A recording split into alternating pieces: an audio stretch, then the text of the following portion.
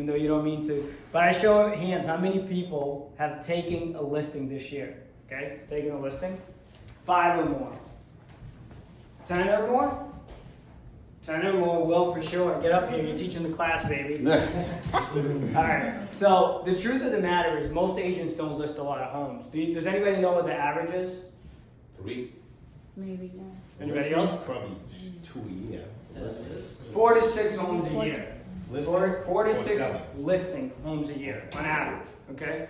We list about 4 a month right now, which is really good. And I don't say that to brag, I just want you guys to know who I am, because what I'm going to teach you today is going to get you out there and get you to get some listings, all right?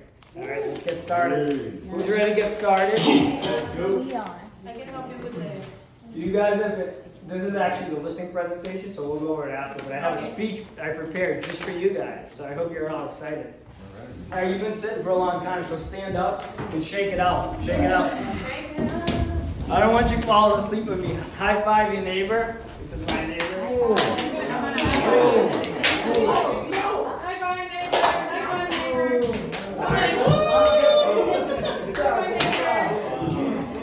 All right. We're excited. Now you're going to actually remember what I'm going to say next. All right, the presentation is called the 4 steps to get any listings, okay? 4 steps to getting any listing. Everybody ready? All right, I like the participation. Now I saw all the off-market listings on the board. You guys are killing it. Like, you guys are getting a lot of good listings. But we're gonna take it to the next level. So there's 4 steps to the way I do my listing presentation or appointment. There's really 4 steps, okay? Step 1 is build rapport. Got that? You can write it down if you're taking notes. Step 2 is review the expectation when you're there. Step 3 is results, which is talk about your results and social proof, and we'll go over all these. And step 4, close, close, close, close, close, close, close, close, close, like Will does. He's closing on that. Veronica's a beast too. Another round of applause for these two because they're amazing leaders. All right, step number 1. All right, we're going to talk about before the appointment. How many people do a pre-qualification? Okay, good, good, excellent. A lot of professional agents. When you're new, I would say go on appointments. You don't have to pre-qualify because you want to get out there. You want to get experience. When you're experienced, you want to pre-qualify hard because you don't have a lot of time. In the beginning, as a new agent, you have a lot of time, not a lot of money. When you get to the veteran stage, you have a lot of money, but everybody wants your time, so you don't have a lot of time. So think of everything that I say today through your own filter. There's a lot of advice on social media, a lot of stuff out there, and people take it and they're like, oh, look, it's clickbait. But the reality is everything I say, take it through your own filter, and how does it apply in your world? Got it? Good. Got it.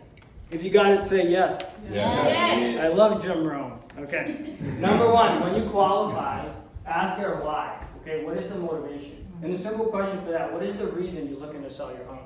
If somebody says, hey, Will calls me up, he's like, hey, would you sell your home? Hell yeah, I would if I get $1 million. Now my house is worth $900,000. I'm not a good lead. I have no reason to sell. But I'm selling you my shoes right now if you're willing to pay for them, right? So make sure they actually have real motivation. Why are you looking to sell your home? So question number 1. We're not going to talk about the actual way to get business, but I'm going to tell you, I built my whole business on expired listings, for sale by owners, and Circle Diamond. Okay? That's where I got the leads to go on to appointments. If you're not getting enough appointments, you need to go to the class before this class, which is usually 50 grand, and we talk about expired listings. That was a joke. Usually I actually get 50 grand for this class, but I gave Will and Veronica a discount, so 25 grand to pay for me. So pay attention because it's costing them money. All right, number 2, prepare the numbers. And again, this is all before the appointment.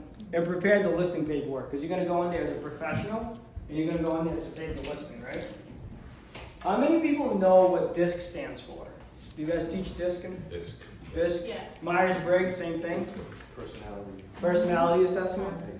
It's not a class on that, but briefly to go over the DISC, there's 4 personalities: D, driven, direct. I, those are enthusiastic, social butterflies. As I speak, think about which one you are. S is patient, golden retriever. And C is analytical. Think about who you are. I love the silence. All right, now, if you look at our buyer and seller population, it's a super diverse group of clientele. The reason is because when we enter their world, we want to make sure that we're like them. So it doesn't matter who I am. Because I know you guys have all seen that realtor that sells to people who are just like them, but that's such a small population. And even if you look at the disc, most realtors are DIs and most of the population are SCs. So know who you are, but better yet, know who your prospect is. It's story time. Who loves stories? Okay. This is where I learned the lesson. I had this presentation, beautiful. It was a binder, old school, 10 years ago. I've been doing this 16 years. I started when I was 10. All right. So I go into this presentation and I'm prepared. I'm in my suit, ready to go. I do the presentation. I'm like, Will, you ready? Yeah. Ready for me to work? Yeah. Will's ready. And then the guy's like, what's the price of the commission? I'm like, dude, I got a lot to say here. He's like, what's the price of the commission? Like 5 times in a row. And I'm like, I literally have all the numbers, all the answers, all the statistics. And this guy was a high D, which means he's driven, determined, motivated. He'll run through a wall. He doesn't want to hear me talk about numbers. So I'm like losing him. I'm like, dude, I'm good at what I do. How am I losing this guy? And this guy's like, what's the price, what's the commission? I got mad. This was a lesson learned out of anger. I don't get mad all the time. I got mad. I shut the laptop. I said the price is $800,000 and the commission is 6%. It's like, that's all I wanted to know. Where do I sign? And I was like, what? This is the easiest listing appointment I've ever been on. But then I learned it's not our desire to portray to them what we want. It's who are they as a person. All he wanted was the price and the commission. I would have wasted my time and probably lost him and not got hired if I went through the presentation. Now, an analytical person is going to want to know all the stats, the graphs, and everything else. Okay? All right. Lesson learned for everybody. How do you find out what kind of personality that other person is? Yeah. The buyer said. So I'm a high D and a high I, which means I'm social and driven and motivated. I'll run through that wall to achieve my goals, right? Most people are not like that. The way you do that is when you pre-qualify and you ask them questions. Like high Ds, you could tell they want to get off the phone. They're very direct, driven to the point. High Is are social butterflies. They won't let you get off the phone, even though they're never going to list with you. Like, that's why I always ask them, hey, if you wanted to list your home, do you have a close friend or a family member that's willing to, that you would do business with? Or do I have an opportunity to earn your business? Because if you don't ask them that question, they'll talk to you for 3 years and then tell you their mom's a realtor. High S's, they're golden retrievers. That's the best way I could explain them. People pleasers. Patient, loving, kind, not me. Okay? I'm trying to change and be, I have a 3-year-old, so I'm trying to change and be more like that with her, but that's not me, right? So now when I go and I meet somebody who's a high S, I have to adapt to them because I'm entering their world. And then C's are analyticals, right? Everybody knows accountants and engineers. Really hard people to sell to, but if you have that accounting background, if you have that engineering background, if you show them graphs and statistics, they're going to list with you. Great question. All right, so now we've pre-qualified the appointment. We're going on the appointment, and we're at the door. Okay? The walk-up. So we walk up. First, I want you to be prepared before you get out of the car. Get hyped up. I mean, you guys get up, high-five each other. Like, high-five yourself. I don't care. Listen to music. Listen to something. Get pumped up, motivated. This is the biggest asset that person's going to buy or sell in their lifetime. You might sell 7 homes a year or 70 homes a year. It doesn't matter. To that person, that's the biggest transaction. Most people don't buy businesses or flip houses or buy investments all the time. To them, that is the single biggest asset. So you got to be 110% when you want to. Dress. I like the way this guy's dressed. Look and dress like the fee you charge. But what's more important is be comfortable in your own skin. It's 2025. People show up. Just be yourself, right? I like to dress professional. I've always have. That's me, right? But if that wasn't me, then I wouldn't do it. So dress however you see fit, but I like professional. I truly believe you can never be overdressed, right? Because if I used to wear a 3-piece suit and a tie, I don't anymore, right? Because it's 2025, people will think I'm a weirdo. But if you walk into an appointment and the seller is wearing, let's say he's not wearing a tie, I can loosen my tie, I can take it off, I can take my jacket off, I can roll up my sleeves, I can adjust. But if I walk into shorts and this guy's in a 3-piece suit, what am I going to do? Go to my car and get a 3-piece suit? It doesn't work for me. You guys all, by the way, are dressed beautiful, so you're a good-looking crew.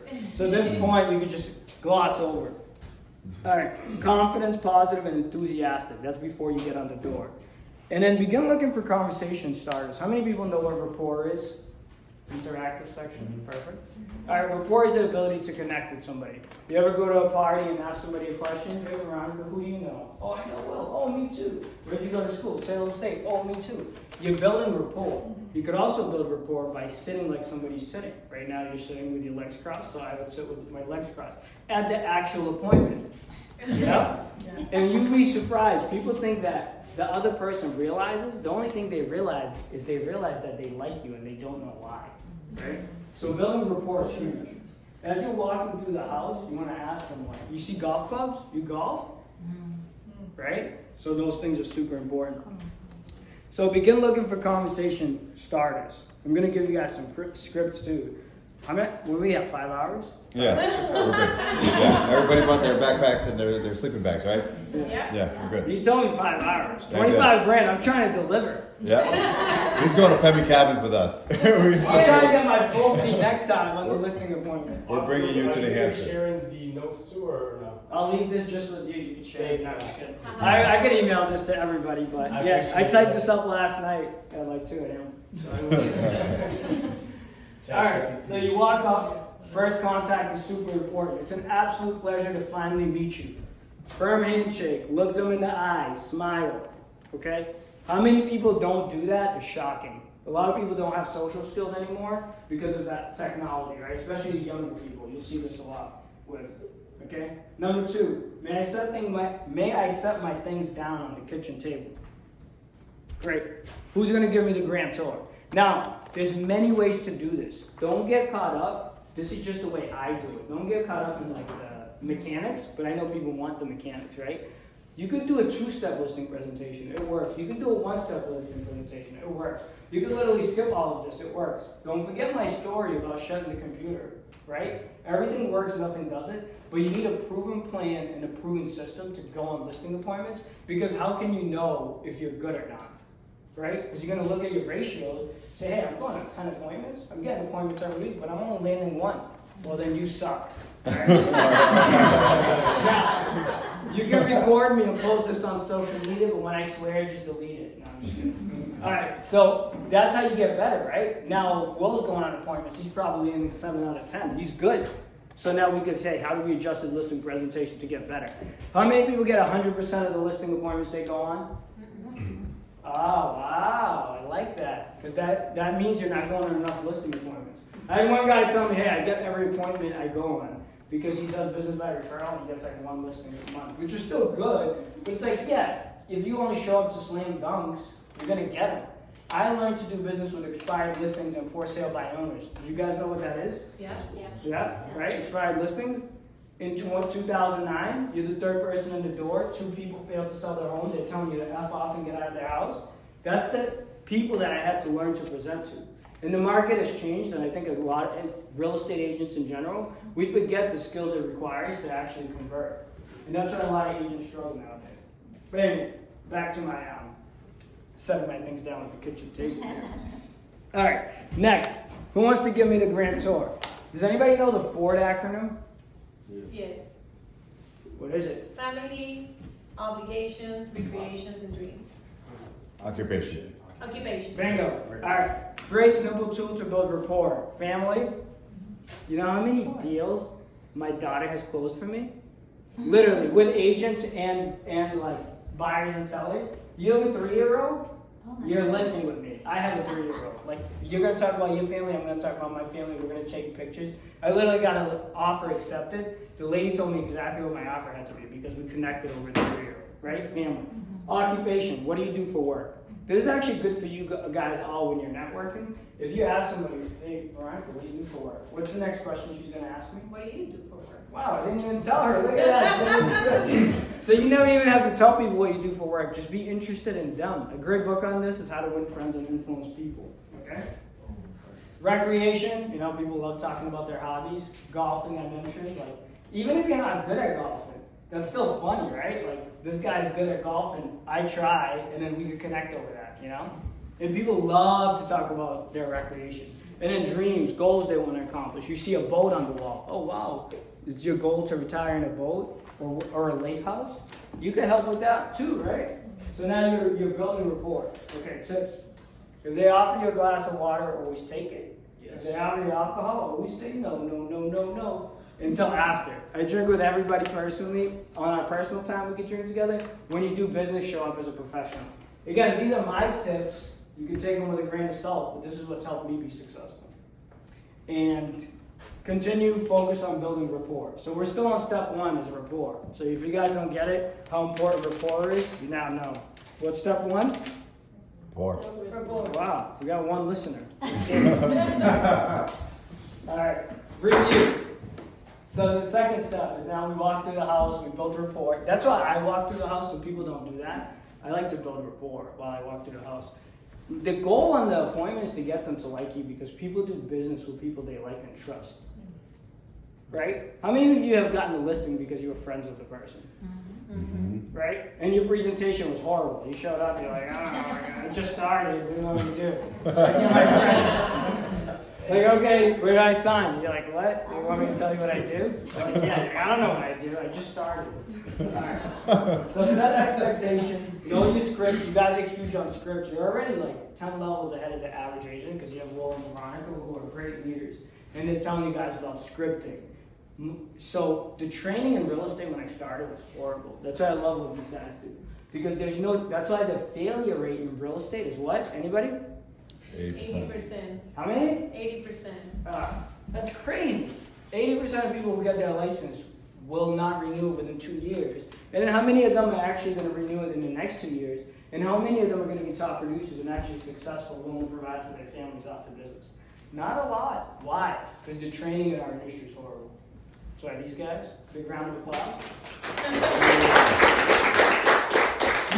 Hey, and you're getting training for somebody who takes listings. Like I read off a list of listings, and not to impress you, but to impress upon you. I'm out there every single day taking listings in this market.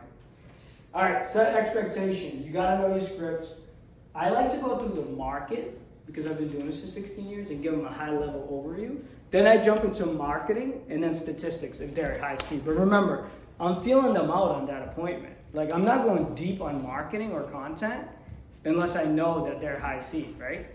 I know this guy in my office, Ron, you know who you are. He does listing appointments for 3 hours every single time. Oh my God. Okay?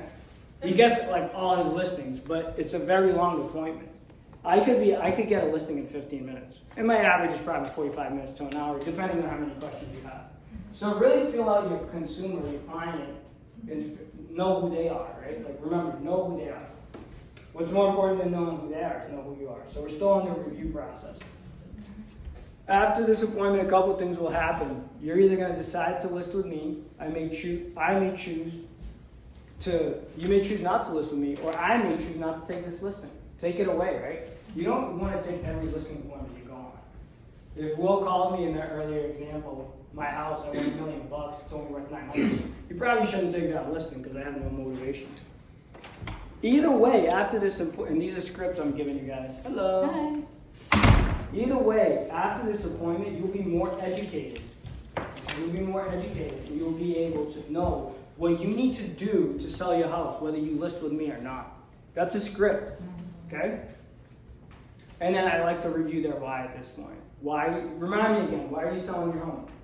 Why are you selling your home? Because I just got a job in Florida. Boom, she has to move. So like if I'm not closing that deal, somebody else is. Will probably is. He's knocking on the door right after me. All right, so the why, I go super deep on motivation. To me, that's one of the most important things. Why? When I coach agents, I also go deep on motivation. Why? What's the goal you're trying to accomplish? Why? All right.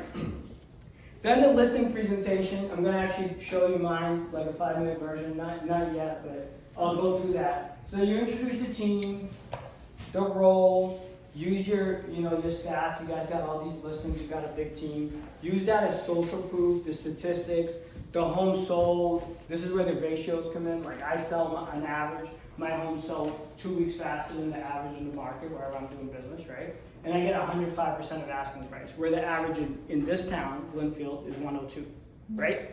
So you want to show them that statistics and separate yourself from them. Highlight your unique marketing strategies. Hey, we kill it on social media, right? We'd be like, see this video on social media? You show them that video right then and there. Like, this is going to be your house. Like, I want that video. All right, so what are your top 5 marketing things you do? And then close with a question, right?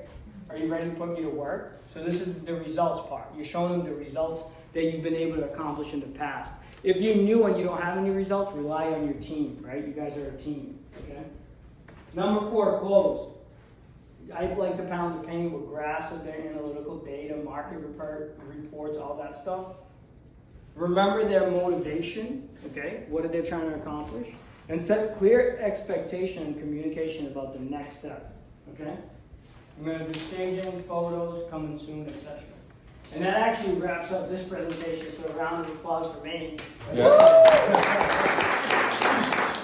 I'm just kidding. You don't have to clap for me, but I'm going to show you what I actually do on the appointment, like the fast version, okay? But you have a question, go ahead. Yeah, so when you walk into the home, do you go around the home and start taking a look at them, or you just go right to the table? I walk around the home to build rapport. So I'll literally walk and be like, tell me all the updates you've done, and I'll ask them permission to take notes. Okay, tell me all the updates you've done, and I also take notes on them, like on the rapport building process. Because even if I don't get the listing, I now know their kid's name, I now know they like to golf, everything's right here on that piece of paper. Boom, I have all that information. Okay. Offer real quick. So after you do that, just because I know how I normally do it, after you go around the property Yeah, and that's you went fair. on with this guy,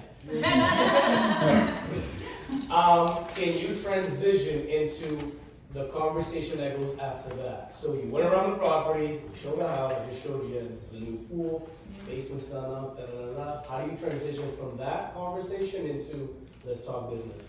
Remember when I walked into the house, I set my things down at the kitchen table? So that's where we're meeting back, because all the most important, and this is how I was trained, all the most important decisions are made at the kitchen table. I want to get back there 90% of the time if I can. Sometimes I end up on a couch with a dog on top of me, but that's rare. Like if I can be at the kitchen table, I'm at the kitchen table. They offer me a glass of water, I take it, and now it's like, let's talk business. Perfect. So my stuff's already there, we're going back there. All right, we're done.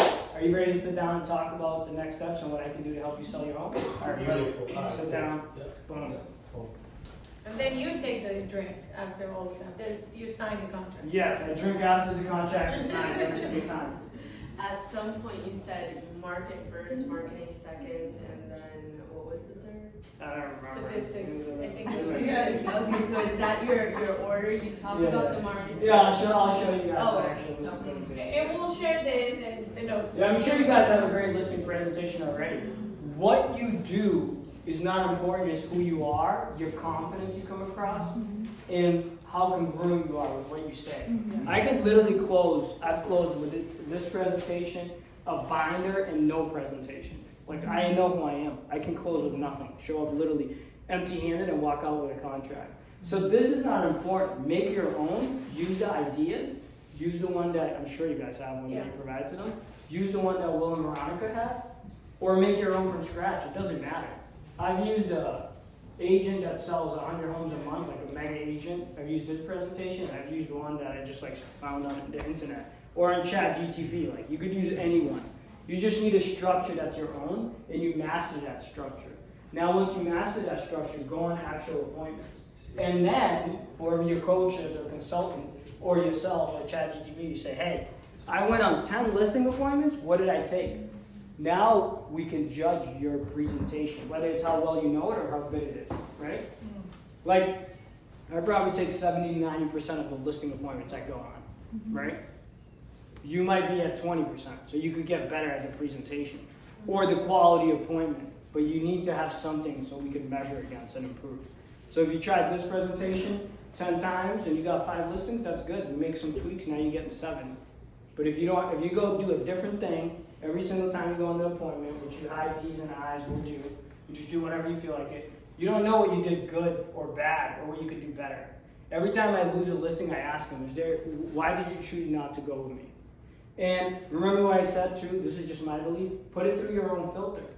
So like sometimes, like one time a lady told me, like, you weren't bubbly and you're not a female. Well, it's like, I'm not gonna become a female, so that's fine. I'm good with not getting that listing. But one time somebody told me, you didn't focus on the house. I'm like, that's good feedback. Because I remember that specific appointment, it was $1 million listing. I was rushing to the presentation, I was going to my nephew's basketball game, and I didn't give myself enough time. So when they started to talk about the house, it was so important to them. But I was like, I'll sell any house, don't worry about it. But that's why I didn't get the listing, right? because the beams were important to them. They wanted to go deeper into the house, and I was focused on myself. And those are the things you have to be self-aware of. Like, who's the decision maker? I'm in front of two people, right? Sometimes I pitch you, and you're like, I love you, I'm gonna give you the listing, and then I lost the listing because I gave no attention to the decision maker. All of those things you have to think about, and that's like 1,001 things to think about, but that comes with experience. Do all your listings hit the market? It's like 99%, yeah, mostly all. Okay. I mean, I'm not committed. Like, I got one that I just listed, and then somebody's gonna buy it before. Right. Yeah, so. Okay. Don't fall backwards. That's my close. All right, anything else? So you were saying about like, you know, you have to pay attention to how the person is. That would be with the build rapport in the beginning, right? Like when you're walking around asking them questions, that would be like where you would find out. It starts on the phone On the when you phone. qualify, and then it continues on the walkthrough, but it never ends. You have to keep digging and figuring out who they are, what's important to them. Do you have to bring any like snacks to them, like a chocolate? Oh, how you doing? No, but I usually need snacks after. But you said something, right? He takes a lot of notes. So if they don't sign there, you follow up, and he has all the notes. What would be Right. a reason that you don't sign there? What would be the reason? Yeah. Because I suck. I always try to close. The percentage of once you leave, you closing that deal is going to go down significantly. And I have a story about that. There was two girls in my office, 121, 16 years ago. Remember, I started when I was 10. Don't forget that. So 16 years ago, these $2 million, they were called $1 million ladies, right? $1 million ladies. They would go on all these appointments. And then the office manager was like, dude, you're on all these appointments, but you're getting like 2 out of 10. And the reason why is they weren't asking for the close. So they would do a perfect presentation. It gets to the end and they wouldn't say like, hey, let's sign the agreement, right? So you have to close on the appointment. Try 2 or 3 times. Now some people, no matter what you do, are not gonna close, and then you DocuSign it, cool. But I would try to get something signed there, or DocuSign right there. And, you know, it depends, it goes back to the personality tag, right? Yeah. So if it's a golden retriever, like bull, Yeah. they might need time to process it, right? To sleep on it, pray, whatever it is. You could also, like one thing that we used to do is we say, why don't we put in the contract that is contingent upon you coming back to us with an approval within 24 hours. That way we get all the paperwork out of the way. Yeah. So that way I'll give you a call tomorrow, and if you want to go ahead and move forward, if not, I'll just rip up the contract. Yeah. How does that sound? Sign it up. Yeah, So the you always have to script. kind of try. It's a Mike Ferry It's script. a Mike Fair. That's a Mike Ferry. And sometimes you're meeting with them a year early because you're a new agent, you just want to get in the door. Sometimes the decision maker didn't show up, like one of the decision makers didn't show up. So there's many reasons why you might not be able to execute the contract on the spot. But if you did a good job, you just think of the list. Unless I come in between now and then. All right, anything else? Going once? Going twice? Who wants to see the listing presentation? Let's see it. All right. I've never had so many sellers on one appointment. So all right, I walk in the door, I walk through the house, blah, blah, blah. This is the kitchen table. It's a good kitchen table. All right, I could close on this one. All right, so now we're going to talk about selling your home, Mr. and Mrs. Seller, or sellers in this case. It's a probate sale, big family. Yeah, if I get this listing, I'm golden. Yeah. So this is the seller's guide. We're going to talk about selling your home with our team, okay? If I had her, I'd close every single time. If she's doing that while I'm presenting, forget about it. So I don't want to focus on me, Mr. and Mrs. Seller, but me and my brother have been in real estate for over 16 years. We started in 2009, which was a very tough market. And the reason that I tell you that is because I want you to know that we sell close to 100 homes a year. Do you know how many the average agent sells? 20. 20? No, it's 6 to 7. Wow. Yeah, exactly.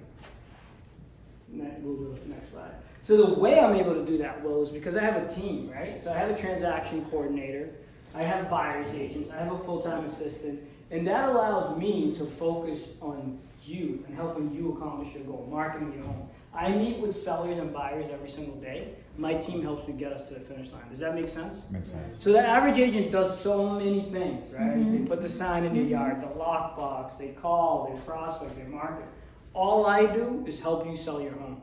okay? And I built my team so instead of me running around doing everything, you're the center of the universe. So picture yourself, and that team is going to surround you to make sure we accomplish your goal. And remind me again, what was your goal? I'm gonna go to Florida. You're going to Florida. That's it. We're going to get you to Florida. Thank you. Yeah, on a boat. Okay. All right. You can look us up online, Will. You'll see what people are saying about that. On Google, which we just started recently, we have 84 reviews. On Zillow, over 114. So you can see what people are actually saying about us. We're in the market every single day helping sellers just like you. You have a question, Mr. Seller? No. Okay, good. And I encourage them to look us up online and our social media because we're so heavy on social media. Right then and there? Or Right then and there. Oh, no, yeah. not on the spot. No, it's all okay. Spots okay, on me. Spotlight's on me, baby. All right, now I'm going to walk you through the selling process. Have you ever sold your home before? No. Never. Oh, awesome. It's my pleasure to guide you to sell your home for the first time. So you're here in step number 1 to find the right real estate agent, okay? And I'm hoping I can do that for you. Then we're going to talk about price and comps. So I'm going to do the homework. I'm going to send you comps and make sure that this home, we price it right in this market because this market is so unique so we can sell your home. All right? We're going to stage your home for success. I have a stager that'll come out and she'll give you a free staging consultation. If you want to hire her, that'll be on you, but the consultation is on me. It's free to you, okay? Any questions so far? No. And I always ask any questions and check in with them all the time. If I'm losing them, I pay so much attention. Like if their arms are crossed, I'll hand them a pen and be like, hold this. Just to have that. Because this is, unless it's cold, Yeah. it's hot in here. I saw somebody who was like, Yeah. oh, it's hot. But if it's cold, they Yeah. should not have their arms crossed. Because what is this body language signal? Closed off. I'm not open to you. Yeah. Yeah. Right? So you want to pay attention to that. Photography. So I don't know if you knew this, but actually Zillow, Realtor.com, Realestate.com not only rank by the quality of photos, but also by the quantity of photos. Whoa. So we're going to hire a professional photographer. We're going to make sure you get floor plans, virtual tours, everything that you need to get your home sold. Not only sold, but it's going to be featured on these websites. And they're going to make sure that your home is featured because we do such a great job with photos. Does that make sense? Makes sense. Most agents don't realize that, but you probably had an agent that came out here and took pictures on their iPhone, right? And you don't realize that's a disservice to you, Mr. Seller. We list your home on MLS and 1,000 websites, 1,000 other websites, including social media. And I encourage you, if you haven't already, look us up on social media. By the way, have you? Yeah. Yeah. All right, good. Right? Gotcha. And then I'm still at the table, so like I know, like obviously I'm here for a reason. They like what they saw. Market your home with our team strategy. And remember, once we begin this process, this is just the beginning. It's not the end. I'm actually going to walk you through to make sure not only you get offers, but you get the right offers. I'm going to help you negotiate those offers for the most amount of money and choose the best offer for you based on your needs. Does that make sense? Makes sense. And I'm not here just to take this listing. I'm here to build a relationship for life. Because the money I make on this listing is okay, but it's really the relationship that we build together. And your friends and family that you send to me is how I build my business. Makes sense? 60% of my business is all by referrals. So if you knew somebody that was looking to buy or sell a home, you would use me, right? Yeah. All right, awesome. Yes. So negotiate with the buyers, and I'm going to get you to the closing table. This is where I find out where they're going next to and make sure I give them a referral agent or a closing myself. All right, remember why. We're going back to the why. Why are you selling again? Why are you moving? I keep going back to the why so they know why we're here, right? How quickly are you hoping to sell your home? 3 months, 6 months, a year? If it's a year, we might not get a contract. I'm still going to try to get a contract signed, sell it off market. And what's your backup plan if your home doesn't sell in the timeline? That question was irrelevant for the last 7 years, but it's very relevant now because you guys are seeing price reductions, days on the market get longer, and expired listings coming back. In 2009, when I started, that was the market I started with. You'd get a listing, 6 months on the market, the home doesn't sell. Then somebody else gets it 6 months on the market, the home doesn't sell. And then I would come in there and I'd have to do all this and convince them to list with me. Next. All right. I'm not going to go into this, but this is where I go into comparable market analysis. So these are the comps, Mr. Seller, $3 million homes. Oh, my house is better. Yeah, I know. Everybody's house is better. Market condition, I educate them what I know about the market and market pricing. I tell them stories here, which I won't bore you with details. And then the condition of your home. We're going to tell you, like, hey, your place is immaculate, it's already staged, or like, you got like 1 month of work before we list it. This is what we talk about the next steps. And in all of these, I have stories and anecdotes, just like I told you guys. Remember the guy that shut the desk? So I tell him stories about pricing. Hey, back in 2012, so I'll give you just one quick story, just as an example. In 2012, Mr. Seller, I used to work for Bank of America. Okay? I used to do their REOs and short sales. And you can't really underprice a home. Can I tell you why? Why? Yeah. Why? Because you've been. What? All right. The reason is, if I used to go, right, and I'd get these REOs listings, they were foreclosure, real estate owned, and the bank would say, hey Arthur, we need to sell this home, what's it worth? And I would say, this home's worth $500,000 at Bank of America. And you'd say, great, we need it off our books, because the bank is not emotional like sellers are, right? So to them, they call it asset liquidation. So their house would just be an asset. And they need to get a certain amount of assets off the books every month. So they would say, hey, $450. I'd be like, okay, you're the boss, bank. Arthur would list the house for $450. I'd have 100 people at the open house. People would bribe and me bidding wars, and this home would sell for $550. So we actually got a little more than I told them the home was worth. Next month, I'd get the same listing. What's it worth, Arthur? It's worth $500,000 today. Okay, but we don't need to liquidate this asset this month. List it for $550. I would list the home. It would sit on the market, sit on the market, sit on the market, and either reduce the price or it would expire, and eventually we'd sell it for $485. So do you see how we actually can't underprice a listing? Because I market so aggressively, every single person and every single real estate agent is going to know about your home. And once they know about your home, they're going to see it, so they're going to give you offers. So in other words, if I put your $1 million home on the market for $500,000, with my marketing, you get 1.1. So how can you underprice it? But we can't overprice a home, especially in this market that's shifting all the time. So I would tell them that anecdote to make sure that we price it right. So I don't get a listing that goes on the market that expires, which many of you have not experienced. I have a question actually, because let's say you have a seller that's like, well, if we price it at $450, what if we get like not $500? What if we get $460? Then you take it because I'm trying to get paid. So then this is where I give the consultation. I go, in this market, you may not get bidding more. You're absolutely right. So what is your bottom line number that you need? I mean, I really like want 500. Okay, you want 500, but is there a specific reason why you want 500? That's the money that I need because I calculated what I put into the property, and that's what in order for it to make sense. Then I don't. But based on what I'm showing you here, like it's clearly showing like the houses that are similar to yours are selling for $450, right? Yeah. Okay, so remind me again, why are you looking to sell? Yeah, because I need to sell because I just need to sell it. It doesn't make sense anymore to keep it. So if you don't sell your home, what's your backup plan? Rent it out. Okay. So rent it out. All right. So I would fill her out and go deeper, like way deeper into that conversation and try to educate her. If I'm not able to, then I make an executive decision on the spot. So it's like, if she wants 600 and the property's worth 400, then I'm probably gonna leave and not take the listing. Yeah. Yep. But if it's like 50 grand in this market, I take the listing. But I set a realistic expectation. So I tell them, like, hey, I told you to list it for $450. I'll even have them write it. Sometimes I do an automatic price reduction and make sure she knows this is not the price I'm recommending. This is the price you're choosing. So when I call you every week to educate you on how it's going, don't be mad at me.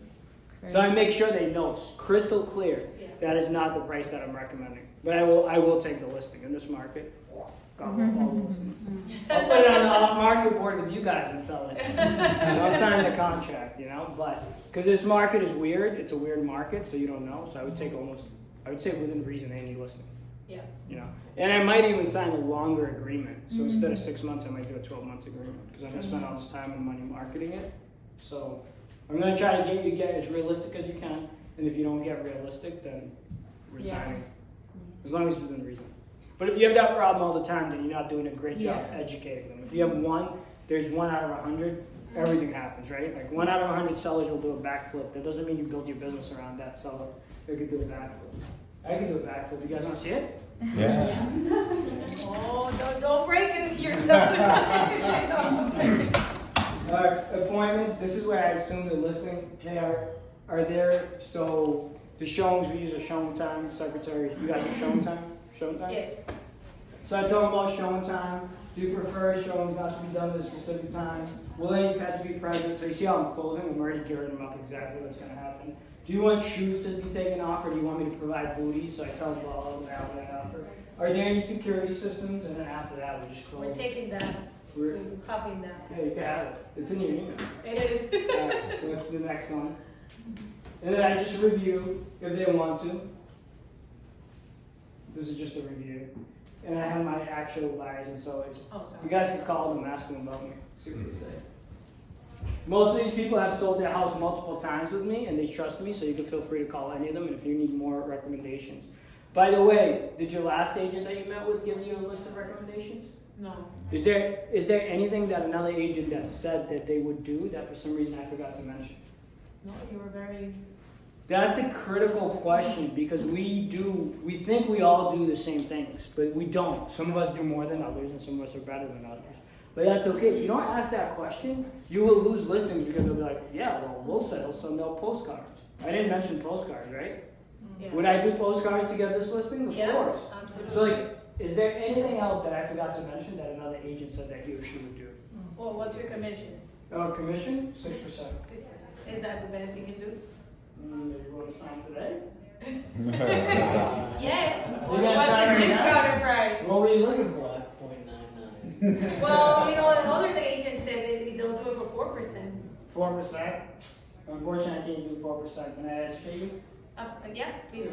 If I don't fight for my hard-earned money and negotiate it here, how hard am I going to fight for your money when somebody gives us 50 grand less? So I'm going to fight for your money like a bulldog, and that's why I charge a full fee commission. We also want to compensate the other buyer broker. So can I educate you on that? Yes, please. So my fee to list a property now is 3%. Okay. Yes. This is not recorded, right? We can't talk commission. Turn